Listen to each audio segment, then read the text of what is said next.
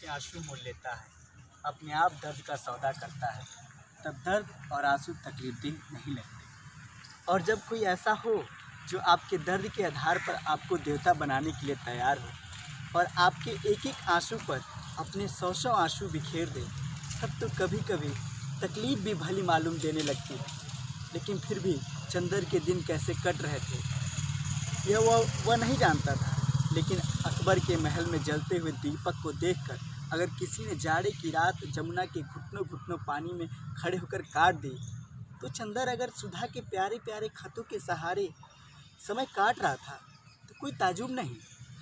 अपने अध्ययन में प्रौढ़, अपने विचारों में उदार होने के बावजूद चंदर अपने स्वभाव में बच्चा था, जिससे ज़िंदगी कुछ भी करवा सकती थी, बशर्ते ज़िंदगी को आता हो कि इस भोले भाले बच्चे को कैसे बहलावा दिया जाए। बहलावे के लिए मुस्काने ज़रूरी नहीं होती, शायद आंसुओं से मन जल्दी बहल जाता है। बिनती के आंसुओं में चंदर सुधा की तस्वीर देखता था और बहल जाता था। वह रोज़ शाम को आता और बिनती से सुधा की बातें करता, जाने कितनी बातें, जाने कैसी बातें, और बिनती के माध्यम से सुधा में डूब कर चला आता था। चूँकि सुधा के बिना उसका दिन कटना मुश्किल था, एक क्षण कटना मुश्किल था, इसलिए बिनती उसकी एक ज़रूरत बन गई थी। वह जब तक बिनती से सुधा की बात नहीं कर लेता था, तब तक जैसे वह बेचैन रहता था, तब तक उसकी किसी काम में तबीयत नहीं लगती थी। जब तक सुधा सामने रही, कभी भी उसे यह नहीं मालूम हुआ कि सुधा का क्या महत्व है उसकी ज़िंदगी में। आज जब सुधा दूर थी तो उसने देखा कि सुधा उसकी सांसों से भी ज़्यादा आवश्यक थी उसकी ज़िंदगी के लिए। लगता था वह एक क्षण सुधा के बिना जिंदा नहीं रह सकता।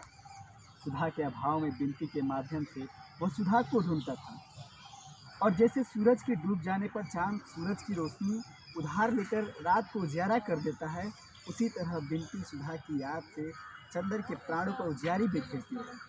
चंदर बिनती को इस तरह अपनी सांसों की छांव में डुबकाए रहा, जैसे बिनती सुधा का स्पर्श हो, सुधा का प्यार हो। बिनती भी चंदन के माथे पर उदासी के बादल देखते ही तड़प उठती थी, लेकिन फिर भी बिनती चंदर को हंसा नहीं पाई। चंदर का पुराना उल्लास लौटा नहीं। सांप का काटा हुआ जैसे लहर लेता है, वैसे ही चंदर की नसों में फैला हुआ उदासी का जहर रह रहकर चंदर को झकझोर देता था। उन दिनों दो तीन दिन तक चंदर कुछ नहीं करता था, बिनती के पास भी नहीं जाता था, बिनती के आंसू की भी परवाह नहीं करता था, खाना नहीं खाता था, और अपने को जितनी तकलीफ हो सकती थी देता था। फिर जो ही सुधा का कोई खत आता था वह उसे चूम लेता और फिर स्वस्थ हो जाता था। बिनती चाहे जितना करे, लेकिन चंदर की इन भयंकर उदासी की लहरें को चंदर से छीन नहीं पाई थी। चांद कितनी कोशिश क्यों न करे, वो रात को दिन नहीं कर सकता था। लेकिन आदमी हंसता है, सुख दर्द सभी में आदमी हंसता है। जैसे हंसते हंसते आदमी की प्रसन्नता थक जाती है, वैसे ही कभी कभी रोते रोते आदमी की उदासी थक जाती है और आदमी करवट बदलता है, ताकि हंसी की छाह में कुछ विश्राम कर फिर वो आंसुओं की कड़ी धूप में चल सके।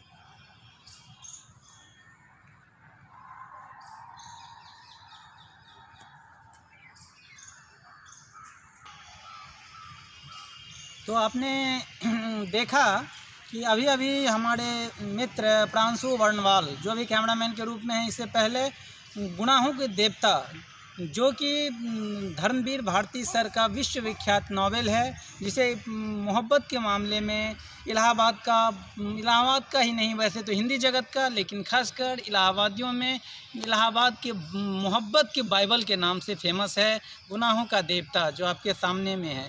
और एक बहुत ही रोचक बात अभी आपसे कहना चाहूँगा इमरिया न्यूज़ की तरफ से, कि अभी अभी इन्होंने जिस विश्वविख्यात पुस्तक गुनाहों के देवता का जिक्र किया, जिसके मुख्यांश का, जिसके सर्वाधिक मार्मिक प्रसंग का जिक्र किया, जैसे लग रहा था कि प्रांशु वर्णवाल जी के मुंह से ही चंदर बोल रहा हो या लेखक बोल रहे हों, इस तरह की बात आ रही थी। और इससे एक रोचक प्रसंग और उभर के आता है। कई रोचक बातें हैं, जिसमें एक रोचक बात सबसे पहले कहना चाहूँगा, वह यह है कि इसी प्रांशु वर्णवाल ने, हमारे परम मित्र ने, यूटी के साथी कलाकार ने, यूटी की किताबशाला के दूसरे सीज़न में और इन्होंने ये दूसरे सीज़न या पहले सीज़न, दूसरे सीज़न में दूसरे सीज़न में इन्होंने वैलेंटाइन डे के दिन, जो कि प्रेम का दिवस के रूप में पूरी दुनिया में जाना जाता है, इन्होंने गुनाहों के देवता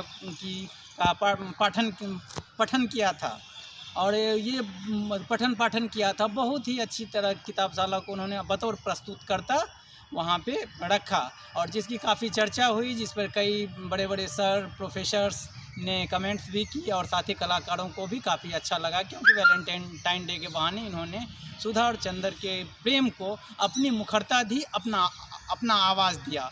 और अभी इस किताब का जो वह पाठ कर रहे थे, तो यहाँ पे एक बात और रोचक उभर के आती है, वह यह है कि अभी हम लोग इकोनॉमिक्स डिपार्टमेंट के जेके मेहता लॉन में हैं। अभी मैं प्रांशु वर्णवाल जी से कहूँगा कि जेके मेहता लॉन जो है उनका बड़ा करके ले लेंगे जूम करके।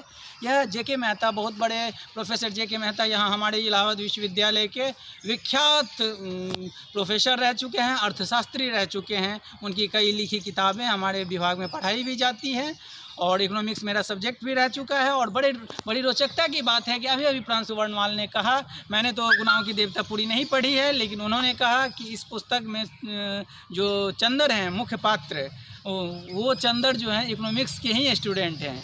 कितनी बड़ी बात है कि इकोनॉमिक्स के स्टूडेंट चंद्र हैं, और यहाँ जो हम लोग खड़े हैं जिस लॉन में, वो जेके मेहता लॉन है, जो इकोनॉमिक्स लॉन के रूप में फेमस है। और सामने हमारा इकोनॉमिक्स विश्वविख्यात इकोनॉमिक्स डिपार्टमेंट।